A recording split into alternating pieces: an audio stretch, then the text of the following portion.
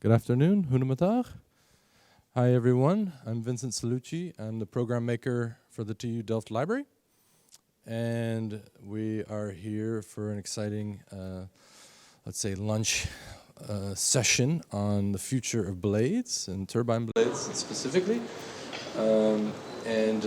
This lunch series is a portion of the side program for the Flying Solo exhibition on the past, present, and future of wind energy research, as well as a collaboration between industry, the TU Delft, many of the faculties here, aerospace, IDE, and specifically, and the library, and then also working with some fantastic industry partners like HTM, Vattenfall, Blade Made, let's see, the Molen de Roos locally is our local historic windmill here, as well as, let me make sure I'm not forgetting anyone. Kite Power, of course. That's the local startup that's working on the energy producing kites that are part of the exhibition. So this has been a really fun program to put together, and we've had quite a few generous researchers on campus involved in this, and we have a fun show in store with you today of some of them. So I won't do too much rambling except for to thank my colleagues from communications in the back and everyone that's a part of the hall, and you for coming, and for the exposure video team. Then thank you for preserving this for posterity and YouTube viewage.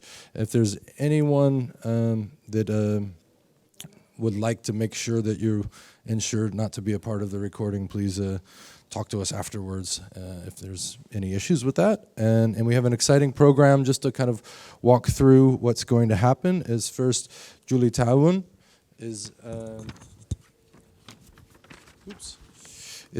going to give us a rundown of her research at the structures. So she's an associate professor at the Department of Aerospace Structures and Materials and within the Aerospace Engineering faculty. Her research focuses on creating circular solutions for wind turbine blades by combining advanced composite material science with innovative manufacturing and design strategies. Julie advocates for circular solutions that minimize waste, maximize resource efficiency, and enable structural reuse, paving the way for a more sustainable future in wind energy. And Julie will also be doing double duty this afternoon and representing one of her PhD young researchers that work with her, Deniz Sayinbas, who is a third-year PhD candidate in aerospace, and his research aims to pave the way towards a more sustainable wind turbine blade manufacturing by developing minimum waste production technologies, designing blades with second life in mind, focusing on natural fiber composites, automated fiber placement, and reshaping the thermoplastic composites. That's what I was actually searching for, instead of these nasty thermoplastic composites. So his work contributes to the advancing of circular solutions for the end-of-life challenges of wind turbine blades. And then we'll have a small Q&A after that. And then up next, leading us off and thinking about the design and the reuse, is an alum of TU Delft, Thijs von Barnau Sythoff, who studied architecture here, where he graduated with a thesis on radical circular material usage in residential renovations. And after he graduated, he started working as a project manager at Blade Made. Such a cool company, and they are committed to reusing dismantled wind turbine blades as building materials. Through a bold design-oriented strategy, they transform waste into high-quality products for public spaces, construction, and the infrastructure sector. Followed by that, we'll have a dual presentation by Jelle Joustra, who is an assistant professor at Design for Sustainability, with a passion for understanding materials and design. He develops tools and methods to support design engineers in developing more sustainable products. Within the Design for Sustainability research group, his research focuses on the reuse of complex materials, starting with composites, and he specifically targets wind turbine blades because of the challenges and opportunities that they offer for reuse and circular redesign. And Israel Carrete is a fourth-year PhD candidate from the Faculty of Industrial Design Engineering under the Design for Sustainability group. Just make sure we say that a few times. His work centers around identifying novel applications for decommissioned wind turbine blades. And given his background in the material science and industrial design, his work combines technical material exploration with experiential factors to arrive at applications that make the most out of the recovered material. To further promote circular design practices, he's also developed a methodology to support designers and engineering in doing the same with complex material systems. And with that, I will spare reading you any more bios, and we will have some nice presentations on the turbine blades reuse in future. Julie?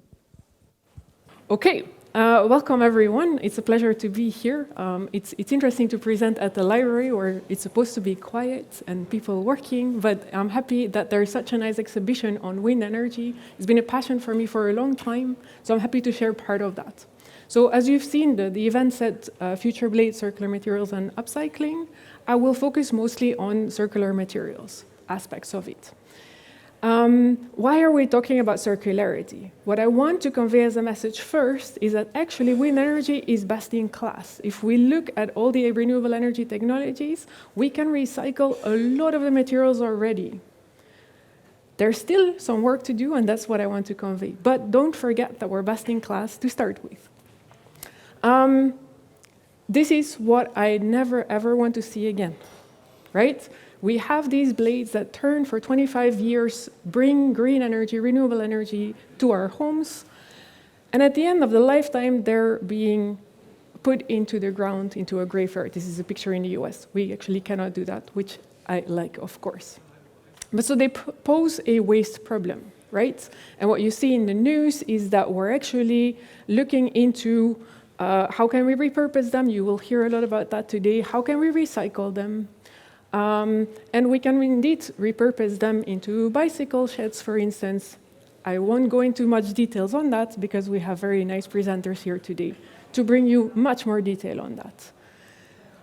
When we recycle them, we're basically shredding them to smaller pieces. These wind turbine blades are made out of composite materials, long fibers with some resin to hold it all together. If we shred it, we're actually losing all the composite properties. If we want to separate the fibers from the resin, we're losing fiber strength. So we're losing part of the properties. We're really downcycling what we can get out of the composite structures that make up these fantastic turning wind turbine blades. So if we actually want to increase circularity, we should go up the ladder, up the rungs of this ladder. We should actually try to focus on remanufacturing, reusing, reducing the amount of materials that we need for these wind turbine blades. So how do we do that? In order to do that, we actually need to start rethinking our blades. We cannot just use the blades that are there right now. We need to think how can we approach this differently. So where do we start? Well, first I'm going to tell you a little bit how do we do it right now. So we design the blades, we use materials, we design them, of course, as a blade. That's their primary function. We manufacture it, we operate it and maintain it, and then at the end of the lifetime, it becomes waste. What could our future look like? Well, we can, of course, extend the lifetime of these wind turbines. Let's first start with that. Yeah? The longer we use them, the more energy they produce, the less material we need to create that sort of energy. That's the first step. But what if we look at the first stage and we look at new materials, new manufacturing, and new design that enables also a long lifetime, maybe a longer lifetime than we have right now, and then we reduce the waste significantly because we can reuse them, we can repurpose them later on, and we can structurally reuse the materials that make up these composites. So our future would look like this, in my opinion. We can have a debate about that, of course. We start with the materials, right? So we, of course, design it to be a wind turbine blade. But we also design it with in mind that after the lifetime as a blade, We want to use it, structurally reuse these materials in infrastructure, automotive, other industries that can make good use of these composite materials that have fantastic strength. We then manufacture it. We use it as a blade. We use it for as long as possible as a blade, then it comes off the turbine, it goes into the different industries where we want to use it. Then we look at how to recycle it. Can we use those materials again in that industry? Can we recycle it so that we can reuse the base materials into new blades? And thereby minimizing waste that goes into the environment. So that is what it would look like for me. So for me, this is the most words on a slide, I hope. For me, the blades of the future look like design with second use in mind. We design it for circularity. We have reusable and or bio-based materials, and that will be the second presentation on bio-based materials. We focus on long lifetimes in all the lives of the material. Not just the material of the wind turbine blades, but of the material that make up these wind turbine blades. And then that waste stream that we have at the end of life of the material itself, that is useful for other products, other blades. So how do we do that? We use materials as a key enabler. That's the focus of my research. So the type of polymers that we can use. In wind turbine blades, currently thermoset materials are used, which have a polymeric structure that is basically fixed. So you have polymer chains, so these gray things are my polymer chains. No pointer, but okay. So the gray things are my polymer chains, the black dots are my crosslinks. So they make a very rigid networked structure, which gives it excellent properties. However, once it's fixed, it's fixed. So I have here a thermoset composite. I cannot do anything with it. It's stuck in this form for its lifetime as a material. There are other classes of materials, thermoplastic materials, where we have long polymer chains, but they're not fixed. The black dots are missing. So here, with the thermoplastic, this is a thermoplastic one, you could say, what's the difference? They look the same. If I apply heat to this material, it can flow, it can form, and I can make different shapes out of it. I can do that several times. I can make a product out of this, I can bond it together with that heat, I can reshape it after the lifetime. And there's a new cutting class, which is basically the reversible thermosets. We have a thermoset material which has clickable bonds. By applying heat, we can unclick these crosslinks that we had, make it a flowable structure. Similar properties as a thermoplastic when heated, similar properties as a thermoset when non-heated. So those are the classes. So we see thermoplastics and reversible thermosets as potential game changer for this industry. I will focus on thermoplastics during this presentation, but it's good that you're aware of this. So thermoplastic polymers. Here you see a demonstrator of a thermoplastic blade section. It enables low waste manufacturing technologies, new joining techniques where we actually don't need the adhesive. And that joining method is something that we can use to come up with new structural designs, which are more efficient, less weight of our blade. We can easily repair structure, so we can take out parts, put new parts in, we can apply a bit of heat and a bit of pressure, and we can melt the chains back together, get a good product out of it. We can easily disassemble it at the end of lifetime. And we can reshape it. Do you see that curved section on the right-hand side? I'll show you a picture later on it. So, and we can then recycle that to the base materials again. So we can separate fibers and resin, and that resin system can still be used in new blades later on. Yeah? So those are the enablers of thermoplastic polymers. So if we look at remanufacturing, you see the curved part? We have a curved part, we apply heat, and we apply pressure, and we can make a flat laminate out of it, which we then can use in a second life cycle. Whether we go to infrastructure, marine, automotive, space, many opportunities, more on that later on. So the question, of course, is why are we not using it? Well, we also need to ensure, of course, the first long life. long first life, sorry.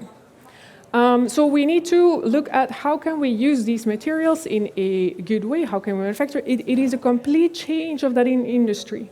So we need to get the industry along with it. But part of our research is, of course, how do we get that long first life? Because we want the turbine blades to run for 30, 40 years. So now they're designed for 20 to 30 years. We do lifetime extension through inspection, maintenance, and repair. And this is just to give you a sheer overview of the size of these things. So of course, wear and damage are expected. When these things are turning around, damage is bound to happen at a certain point. So we do preventive maintenance. So that's part of the things that we do. Now, let's take a step back and go to our thermoplastics. What if we can make modular blades? How would that change our way of doing maintenance? We can click a part off, click a part in, a bit like Lego. I always loved Lego, so that's why I put this in. So if we have modular blades, we can even shift that, the way that we do maintenance. We, of course, are also trying to understand in manufacturing what goes wrong and what is the effect of that on our lifetime. So here you see a load-carrying part, or a cross-section of a load-carrying part of a wind turbine blade. Red things are a bit of the defects that you could see. And what we're trying to understand is, can we still operate a structure with these type of defects? Does it have an influence on the lifetime of that blade, yes or no? We also look at erosion. So we look at the blades itself. They're coated with a coating to protect it from the environment. When it's raining, the coating doesn't like it that much. The tips of the blade spin with several kilometers per hour. Even a small rain droplet, it's not so nice for the coating. So what we're seeing is that here you see the composite itself. So completely the coating is eroded away, and here we see the coating itself. So what we're trying to understand is how can we combat that? We look at nature, we look at how nature has evolved to combat erosion, and we try to understand what are the mechanisms behind. What is the damage that we see in these coating materials? How does damage grow? How can we model that behavior? That droplet that falls onto the coating, can we actually capture that behavior in models to understand it? We then use that to actually design new coating materials or to predict the lifetime of a turbine that is close to the sea or more towards the east of the Netherlands. At the sea, it's raining more and there's more wind. That's where we are here, right? You know that now. So there they erode faster than when inland. So that's what we're trying to understand. So for this concept to work, what I want you to take from this presentation is that we want to increase the lifespan of the materials of the wind turbine blades. I don't do this alone. This is a research team effort, so I want to thank them for contributing to this story. And I'm looking forward to what they bring to the table as well for the next presentations on this. And I would like to thank you for this first part of the presentation.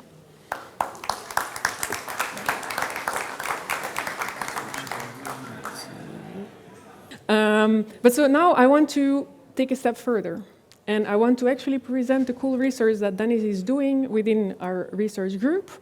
And he has a story to tell. He has a story to tell that plants, trees, they absorb CO2 when they're growing. The more trees we have, the more CO2 is being captured, less is in the air, right? They make up the green lungs of our Earth. We need those plants and trees for us to survive. What if we look at this plant? It's a fantastic plant. It's a flax plant. You may know it from flax seeds. But we actually can make nice fabrics out of it.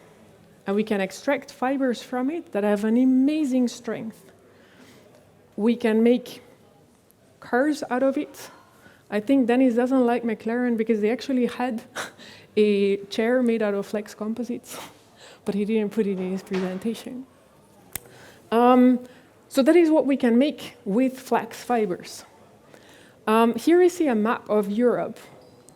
where can we grow flax fibers? So the dark green areas show areas where we can grow very high quality flax fibers. That's where they thrive. The other green areas is where we can still grow flax fibers for other uses of flaxseeds. But so the dark green ones are the ones where we can get high quality fibers that are suitable for composite structures. About 190 hectares of land is available to grow flax. We can grow annually 152,000 tons of material, and within that year, they actually absorb 215,000 tons of CO2. Why is it so fascinating to us? It's a plant, right? Well, if we look at the stem of the fiber, we can zoom into the fiber itself, right? So composite materials, their strength comes from the alignment of the fibers. So we have glass fibers, we have carbon fibers. If we look deep down into the elementary fiber of a flax, we actually see that technical fiber has quite nice not 0 degree, 5 degree angle of fibers, which give them remarkable strength. So what can we do with that? So if we make a comparison between the two materials used in wind turbine blades, which is glass and carbon, we can look at specific bending stiffness. So we look at the bending stiffness divided by the weight. Flax fiber is very light, which of course helps this message. We can get a higher bending stiffness, specific bending stiffness, compared to glass. Not compared to carbon, so this is a replacement for glass rather than carbon. If we look at the processing energy that is needed to make those fibers, only 10 megajoules per kilo, compared to 286 or 68 for carbon. Huge difference. What is then the problem? Why are we not using it? Well, if we look at, here you see a blade made out of flax fiber composites, and they put it into a bending test. What they saw that at the compressive side of things, that's where the fiber did not perform that well. So we can look at compressive strength compared to the tensile strength. And if we then make a comparison, so this is the compressive strength divided by the tensile strength. If we compare glass fiber composites, that's about 80%. If we look at flax fiber composites, it's only 30%. So only 30% of our tensile strength is the compressive strength. So that's where we need to do some research, right? So then we send Deniz into the lab, into the chemical lab, and he has a very nice process that he's looking into, biomineralization, which basically is a very complicated way of getting minerals on your fibers, which roughen the surface of the fibers, which actually create links between the fibers and create links between the different fibers, which is crucial for compressive properties. So he showed with this that he can increase the interfacial strength by 130%. He can increase the compressive strength by 12% and flexural strength by 16%. He then also, of course, thinks about, okay, what about that second life? So we use flax fibers with thermoplastics, right? That's what we're dealing with. So we have here thermoplastic pellets with a flax fiber composite. We make a thermoplastic flax composite out of that, and we can shape it into, for instance, a bicycle saddle. We can use it in automotive. How about now we start using it for wind turbine blades? So normally in manufacturing of wind turbine blades, it's a liquid resin that goes into dry fabrics.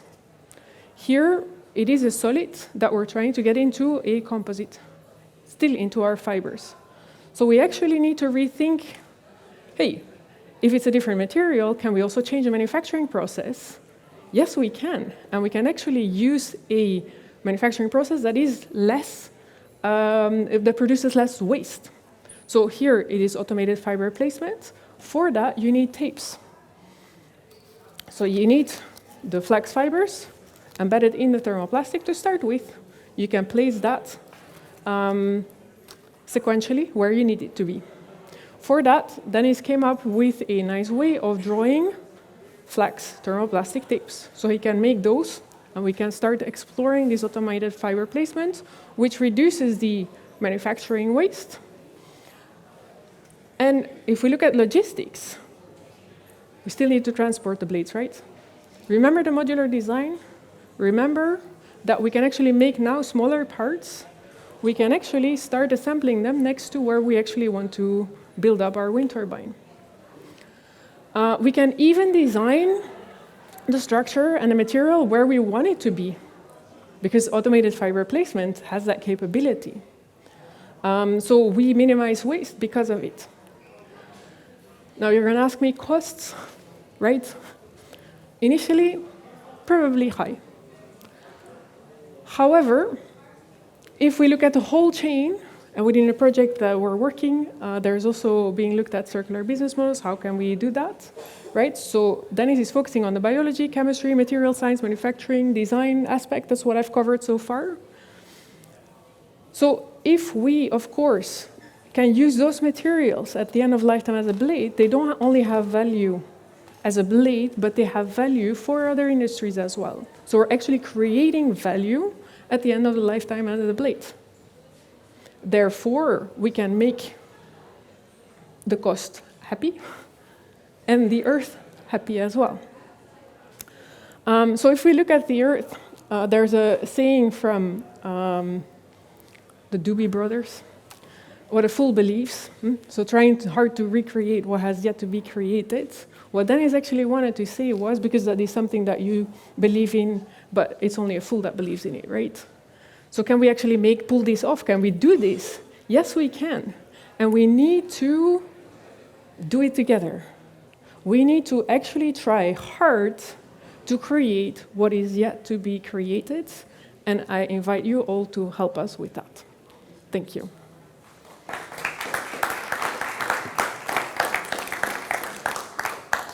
All right, we have time for a question or three.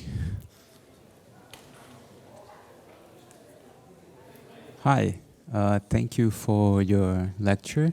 My name is Igor. I'm from Brazil. When I arrived here in the Netherlands, I met with a company. There is 3D printing boats.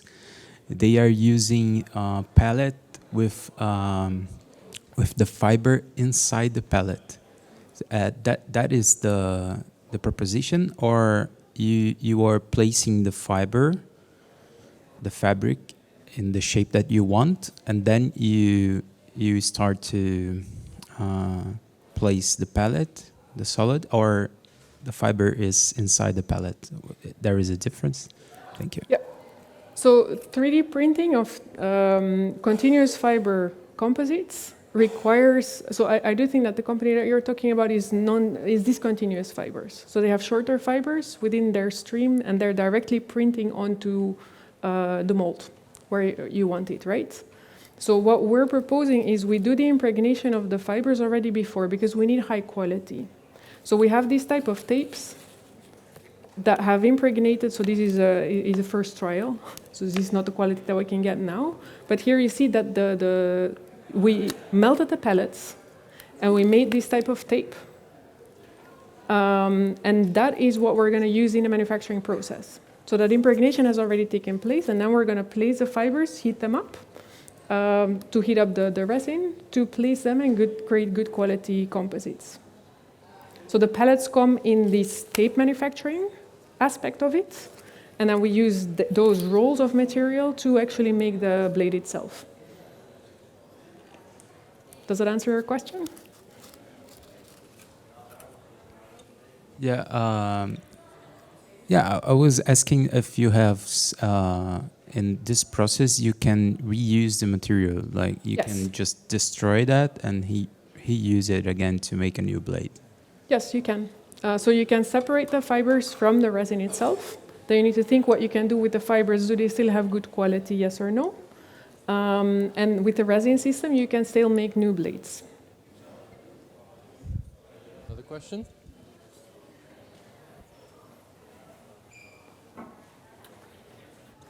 Hi, I'm Vasiliki. I'm out of this field, but really impressed of what you have been working on. I mostly work on energy management, so I come up with a quite spontaneous but very innocent question. Well, all this stuff and all this work, to me, seems that it has to be done, and it occurs because we need energy, first of all. Yes. And we have found a way to produce energy through the power of wind.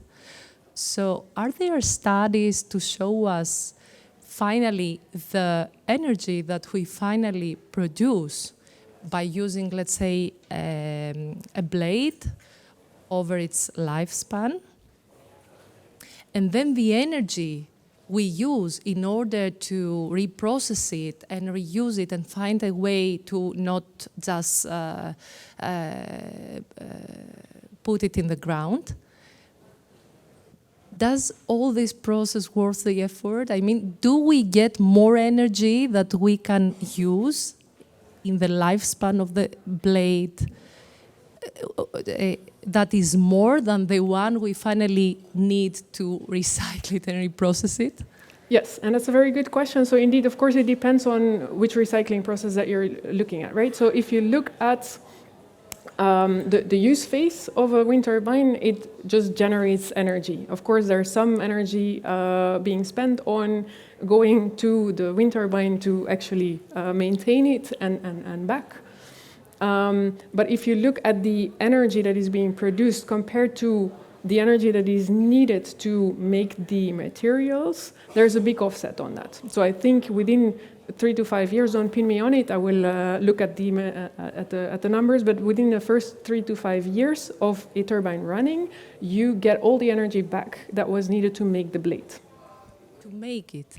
But then the energy I need exactly. to recycle? And then the energy that you need to recycle, that depends. So if we, so it will definitely be offset by the energy that is being produced. So it will take a portion of that, but definitely not everything, right? So it will take a small portion of it, but it depends on the manufacturing process or the recycling process that we're doing. So you also need to offset it to, so if we can use it in structural reuse, we're actually putting a lot less energy into creating structures that can now be structurally reused in infrastructure automotive, for instance. So there we're not using that much energy, and we're using it for 100 years more, where we should have made it from new materials, new manufacturing, and so forth. If we really look at the recycling processes, so when we're doing pyrolysis or solvolysis, we need either high chemical or a lot of chemicals or a lot of heat and pressure to get those two separated. That's a lot of energy. Again, compared to the bigger scheme of things, not that much, but still we should actually keep it as long as possible in the form that it is right now. And that's basically what I wanted to give as the main message. Yeah. Thank you. I think we have time for one more, maybe, for Julie. Anyone has a burning one?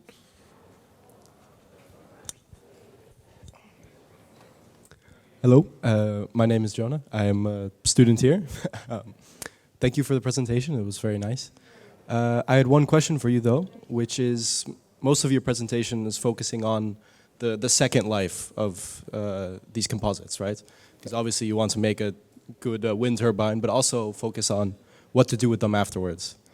What I was wondering, though, is how can you be sure that once you've recycled these composites, that they're going to be appealing as a material for other companies to use? Because obviously you've shown these examples of, oh, we can use them in automotive or use them in, all these things that you have up here on the table, for example. What makes them actually appealing over alternatives? Yep, thank you.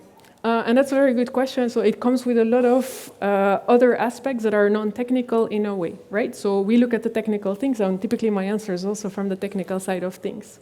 So what we do look at is we're working towards material passport so that we know what is used in the blades, so that we know at least which properties were used where, so what can we get out of it? That's definitely needed if we're talking to these infrastructure companies. They need to know that there's a lot of material coming their way, that's stored for them, because otherwise it's a logistics problem for them. If they cannot count on the wind turbine blades being there, it's a bit more difficult to build a strong business case. And the other thing is, what has the blade seen in operation? So availability to do all that data to understand how much life is still available. So the predictions that we try to do on remaining useful life of a turbine will be very important to have to make those decisions and to actually structurally reuse them, because we can reuse them with less structural requirements. But it would be fantastic if we could use them for structural ones. So there's lots of things. So also legislation, the business case in general, knowing what's in there will definitely help. But it's just part of the puzzle. I think it's a more complex puzzle. Thank you. Thank you, Julie Teuwen. And please actually join me in thanking Julie for her presentation, because she actually has to jet off this afternoon. Very busy schedule. And I actually think the last two questions were a really nice segue into Thijs's conversation. So I'm going to let him Yes. tell. Thank you very much. This should work automatically. No, it doesn't. Oh.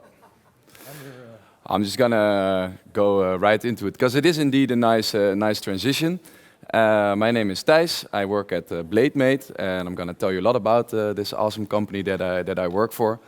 And I think to already sort of give a note on what I will be focusing on today is this question on not looking into the future, but looking at the now. So maybe I should have titled my presentation "Current Blades" or something like that. Because a very big issue that we're having is this current waste stream, and those were not smart blades. They're very stupid blades, very hard to recycle blades. And with BladeMate, we're trying to formulate an answer to that through, as already said, what we call a bold design strategy. So I have a lot to tell, and I was set only 15 minutes, so I'm already having flashbacks to my graduation presentation, and that's maybe a nice introduction as well. Not so very long ago, I graduated here at the TU Delft myself, only 1.5 years ago. Architecture, and I've always had a big fascination for circularity and the reuse of materials. And through that, I landed an internship at an architecture firm called Superuse Studios. And why is that important? Well, because that is actually the architecture firm that built this playground in 2008. And one of our co-founders, Jos de Krieger, was an intern at that time and working as an intern on this project, and this fascination for the applicability of blades as is. So again, also very much into what Julie was just telling you about. As long as you can keep the blades the way they are, then they're actually very beautiful, strong materials. This was the first ever blade repurposing project in the world, and in 2022, when I did my internship, I worked on this project, an ensemble of a few products. So we used 2 full blades, cut them in a few pieces to make a climbing object, a bench, a signpost. There's actually also planters made. We have a planter standing there if you have some time. It's a bit far now, but maybe after. Why we were doing this? Because from this first perspective of the playground, it was not necessarily trying to find a solution for the blade waste problem. It's just that Superuse Studios, their whole focus is reusing materials, and they wanted to build a good playground with good material, and they landed on blades. And later on, when this whole waste stream issue of the wind industry became very apparent, they thought, hey, wait a minute, we've actually already used them as sturdy structural materials. And maybe instead of looking into recycling, there is an opportunity for synergy. Because on the one hand, this very hard to recycle glass fiber products, there's a lot of data on the issue, and they're all different, but something that you can very easily say is that in 2050 we'll have at least 43 million tons of this stuff. And on the one hand, we have our global construction industry, which has 17% of all the global greenhouse gas emissions and 50% of the global extraction of our natural resources. And because these blades are so strong, they actually form an alternative to concrete and to steel.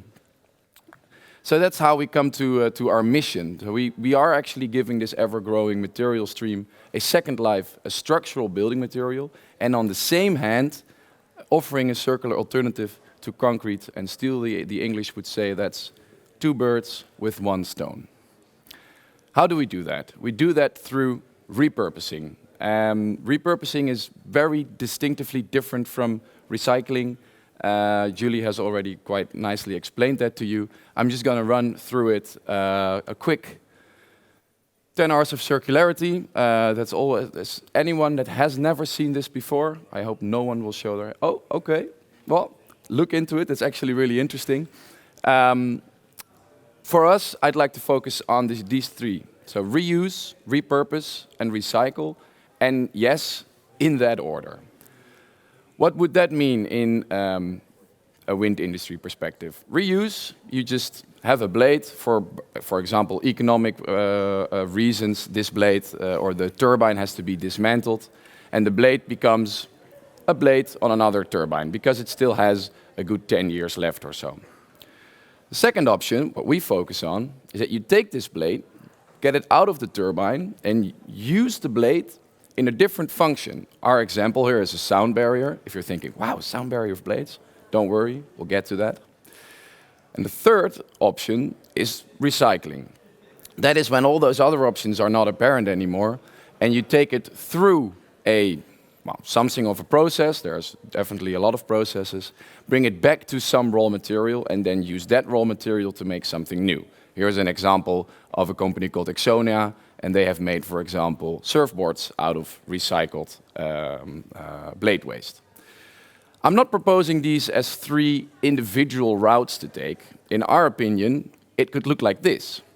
So first you see if you can reuse a blade, just lifetime expansion. If that's not possible, then use it, repurpose it in a function, and all the opportunities will become more apparent through my presentation.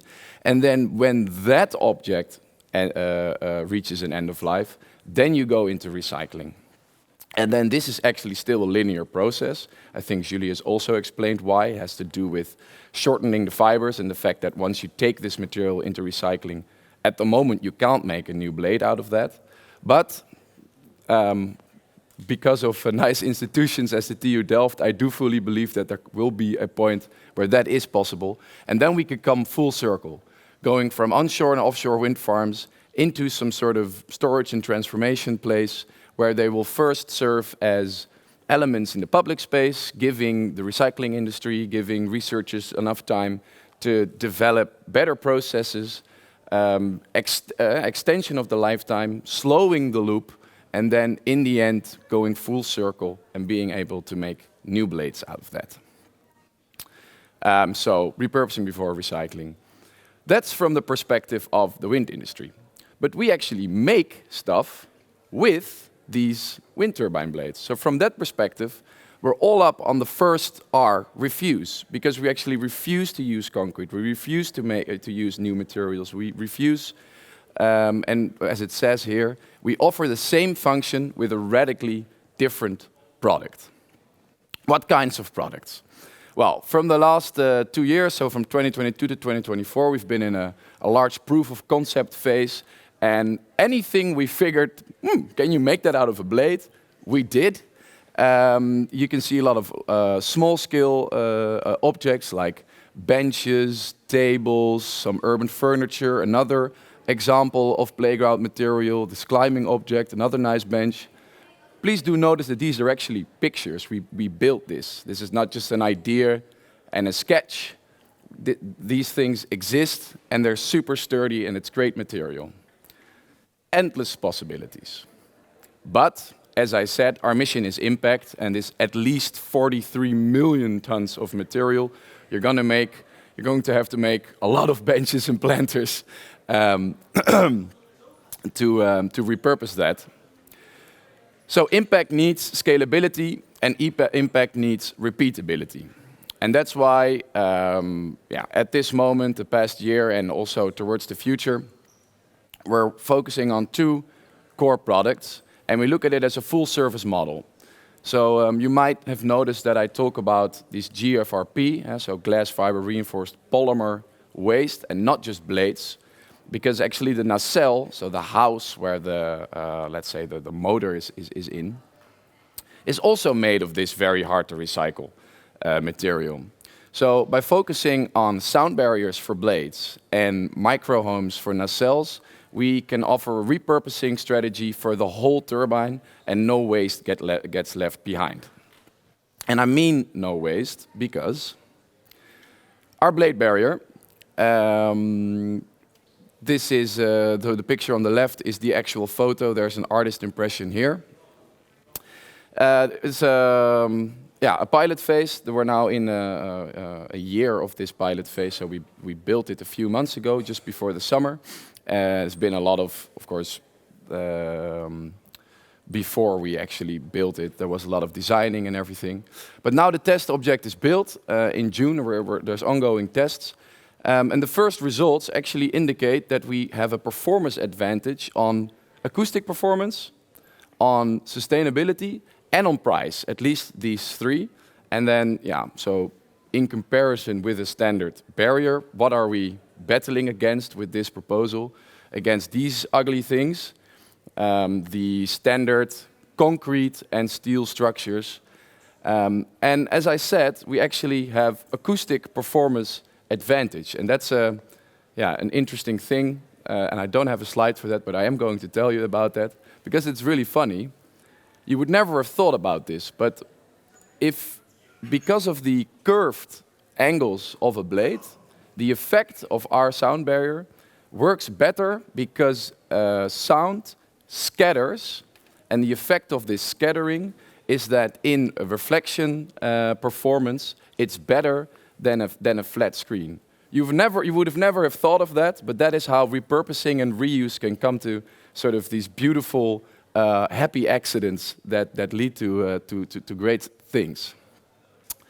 As I said, our mission is impact, and so this design, it fits any 35 to 45 meter blade. So that is the type of blade that will be coming down in the coming years. It's a full blade use, so we don't have to cut, we don't have to saw. So that's what I mean with no waste. The full blade is used in this design. And that means that for every kilometer, we can, so that would be an estimate, depending on the actual blade that you use, but 240 tons of glass fiber reinforced polymer waste repurposed, concrete saved. So instead of building the ugly one that I just showed you, you would save 1,020 tons for every kilometer, and steel saved 104. Now, it's not that we don't use steel, but another, well, not happy accident, but it's a very cool thing about our blade barrier is that for the foundations, a regular screen needs foundations every 6 meters. But because of the very strengthy properties of a blade, it can actually span for 25 meters, and we only need foundations every 25 meters. So we save a factor 4 of steel foundations needed when building a sound barrier like this. Then our nacelle micro home. I'm just going to show you a few nice pictures of it. We've built this again for the Dutch Design Week together with Vattenfall, it was Vattenfall who asked us, hey Blademate, do you have a cool idea? And we said, yes, we have. What if we make a micro home out of the nacelle? And it is actually a legally compliant, a full-time home. We're working on towards scaling this up, so it's a sort of a customer product rather than anything. It's a customer product, and this actually saves 3 tons per unit through the whole nacelle. For every unit that you sell or that you make, you repurpose that much. And why is it important that it is a customer product?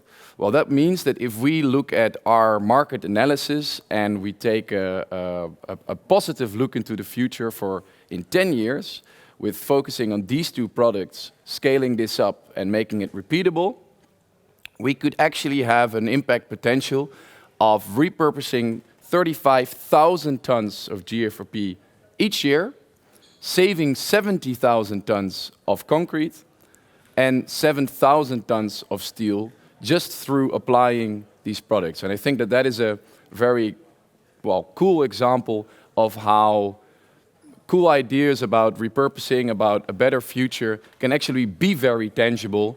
And I would say be bold, be blade made, and make it happen. Thank you very much.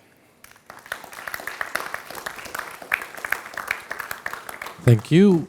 Thijs, we're going to save questions, go right into the blade butcher performance of Jelle and Israel. So, as a final addition to this lunch lecture, I'd like to take you along in the story of blade butchers, or chopping up blades for multiple life cycle repurposing and reuse. My name is Jelle Joustra, and I'm here together with Israel Carrete. And we're from Industrial Design Engineering. And at IDE, we're looking into the design of the blades and also the reuse of existing blades. So we're learning from reuse cases of existing blades to see how we can redesign the next generation of blades that Julie was talking about earlier. We're really taking a life cycle perspective in that, in the sense that we're perceiving this as a multiple life cycle system. So for example, we could start with the wind turbine operating for about 25 years. And rather than going to recycling immediately, we would go into repurposing and different stages of reuse afterwards. And by that, we extend the product lifetime, or actually the material lifetime. We preserve its value. So rather than going into smaller fragments, we preserve long parts which we can still use for their functional qualities, for their structural capabilities. And on the fly, we were substituting the use of additional raw materials. And by that... Ready to go? Ready to go. And by that, so saving the material from the blades, as well as saving the need for new raw resources. In this presentation, we're going to show you a couple of the directions that we've explored and that we're also developing further. And we've taken the analogy of the butchers, because like the classic butcher beef map, we have a blade to flesh out today. And we're going to show you a couple of stages and directions that we went. Shall I take over now? Well, this is one large thing. This is the first step, the repurposing one. It's about building bridges. And in this concept of the bridge, we're using basically the complete blade, or nearly, well, the most of it as a load-carrying beam in the bridge. So there's very minimal work done to the blade, while still recapturing most of its value and reusing it in a very functional way, and actually reusing it for a very long lifetime. After that, we're looking into different sections with different purposes. I pass the ball to Israel. Yes, thank you. So basically, as Jelle said, we're going off with the analogy of what you would do with essentially a cow, for those of you that eat meat.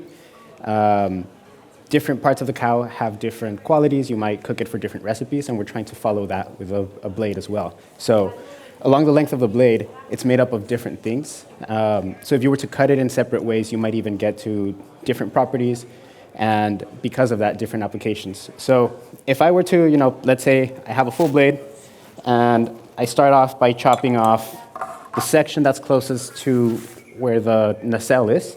So let's say we just chop it up.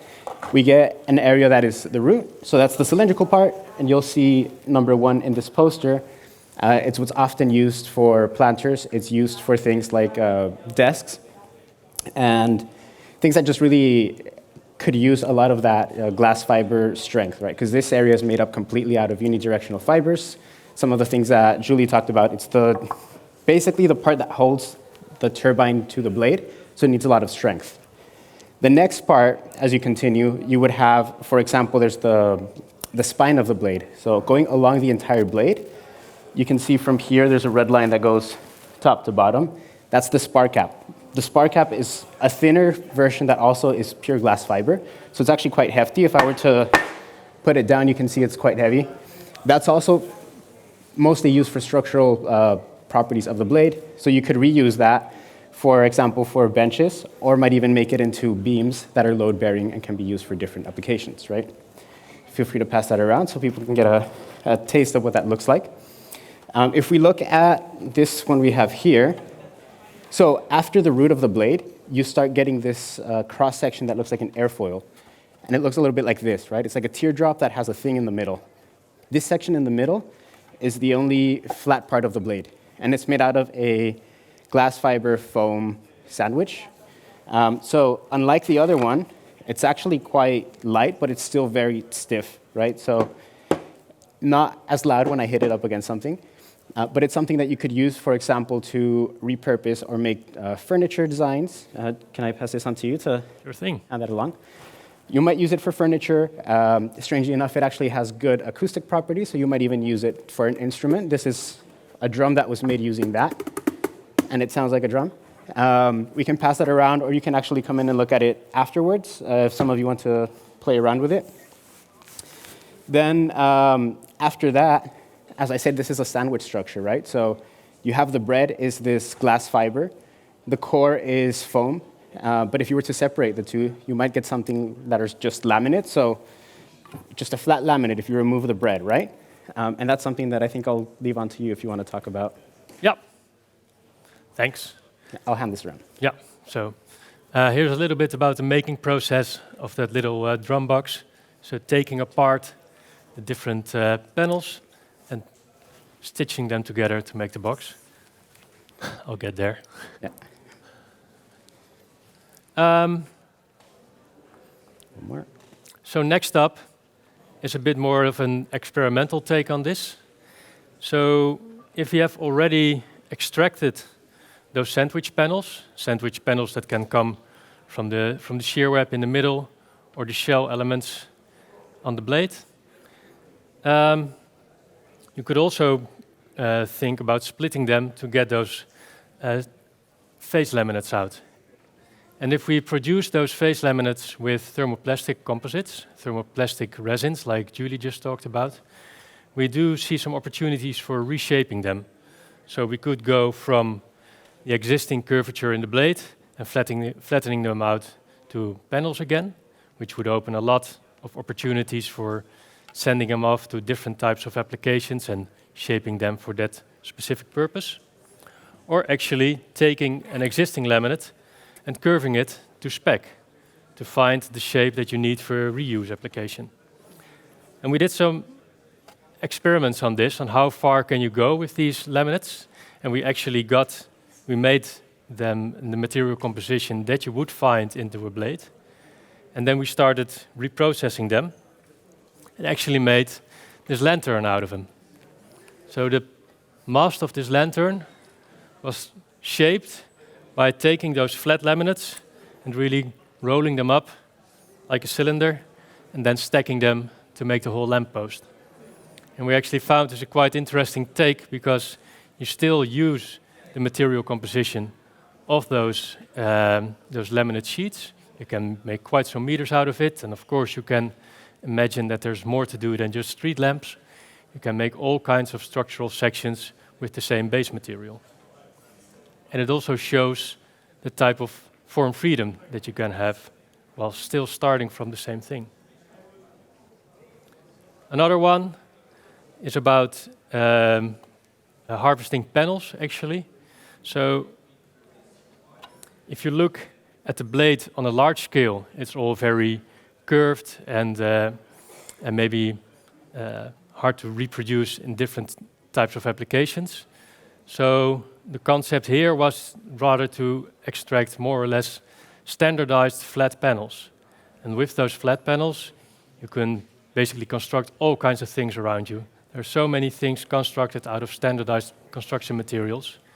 And by applying the right cutting strategy, you can actually find the elements in there that match the conventional construction standards. And finally, from the leftovers that we have, or from the pieces that we can't really reuse at the end of life, we can still throw them through the meat grinder, and we can go into shredded material. And that's oftentimes the start of a recycling process. Those processes are still very much in development. We also did some experiments in embedding them into new resin systems again to make panels. And we're still looking into different types of applications for these materials. Yeah, so if I can add something, this is basically a logical continuation to what Blade Made does, right? So they repurpose the blade into something that still looks like the blade. Beyond that, if you want to still keep the material integrity but are willing to sacrifice the shape of the blade, you might think of new applications that fit more specifically the cut of the meat, so to speak, right? And that's where the analogy of blade butchers comes to life. So we're making all kinds of fun stuff, experimenting them, testing them. Most recently, we built this pump track out of the curved parts to also look into the more exotic parts of the blades. And we're continuously doing this to keep learning for future reuse opportunities and for the design of the future blades. We're doing that in a couple of research projects listed here, and we're keeping ongoing with the work. Thank you. I'd like to invite Thijs back up, and we can continue this conversation, which is really quite nice because we have the like one-to-one full repurposing of the blade, Yep. and then we can section it down to very little parts too. So this is a nice spectrum we have, and blade gravy at the end, maybe, or metaphor. Anybody questions from?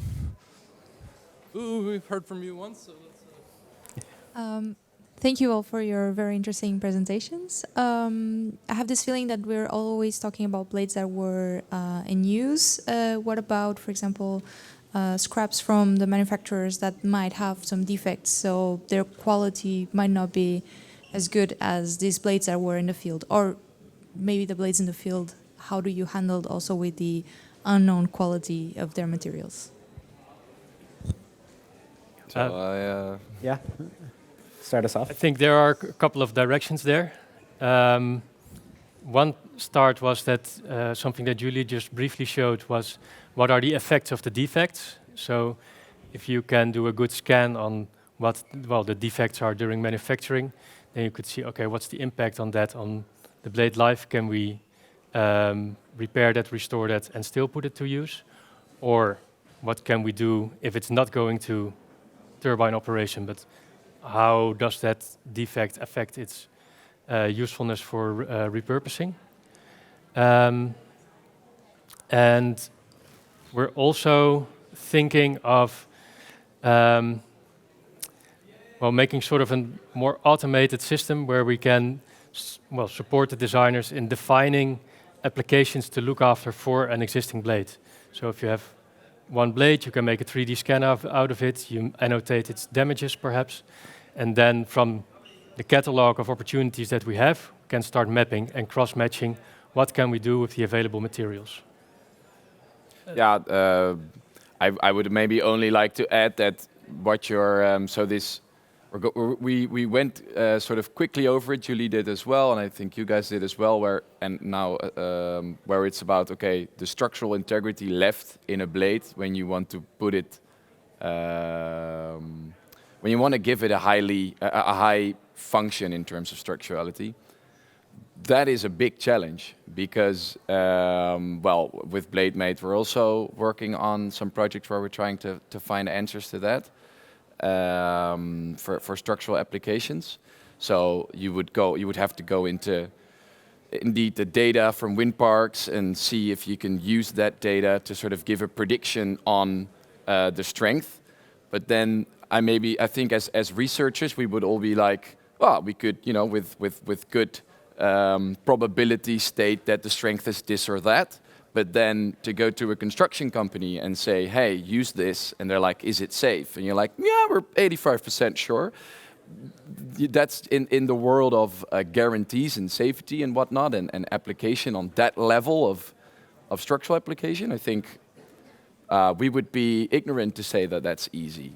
That's definitely challenging. Something to that is the original manufacturers need to be involved, and this is something that they don't really want to do, is like show you a little bit of what is in the blade or what has it been through. But whether it be through policy or whatever methods, if we can get them to actually cooperate with us so we know what this looks like, so that we also know the alternatives between putting them in landfills versus, okay, if we give it a new life, we know what it has, so we can gauge more or less, these are the range of properties with maybe more safety, right? So that's where the material passports that Julie mentioned come into play as well. There was another question. Vasiliki?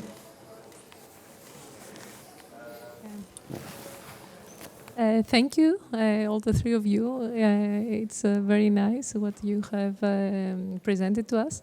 I have three short questions for you. Yeah. I wrote them down because your presentation was afterwards and I would forget them. One question is, do you take these blades to reuse for free from the companies that they just want to get rid of them? It very much depends, but in general, the market works this way, that this is considered waste at the moment. So you would actually get a fee for taking over the waste issue. But in reality, for all projects that we did, this has been different. We have also paid for a blade once. So it depends. But I think in general, you could say that it is a cheap resource to apply in any way. Does that answer your question? Yes, yes, thank you. Yeah. Yeah, another question is, I'm wondering whether there are studies to show if it is healthy for a human, let's say for someone, to live in a blade mini house. Okay, because of microfibers and whatnot? Yes, in general, Anything. it has been built for something else, right? So what's your I'm question? wondering. Are there, you said, I didn't really, studies or like the... Yes, is there any evidence that I will be statistics healthy? Or anything? Yes, exactly. I wouldn't know. Not necessarily that I can now whip out this report and say it's good. But if just by using common sense, you isolate your house with glass wool. If you've ever touched glass wool, that's very irritating. But because it's sandwiched within several products and you're not directly into contact with it, I think it's fair to say that because the outer shell is glass fiber composite and you would always build something within that, I think the direct effect of the material being glass fiber is minimum to none. Okay. But that's my personal rational thinking. I don't have something to back that up directly, no. Okay, yeah, thank you. And also a third question, or maybe a tip for a future presentation of yours. Where are these playgrounds that Blade made be located? The one, the first one, that's in Rotterdam. But a little issue with it is that it's actually owned by it's not a public playground.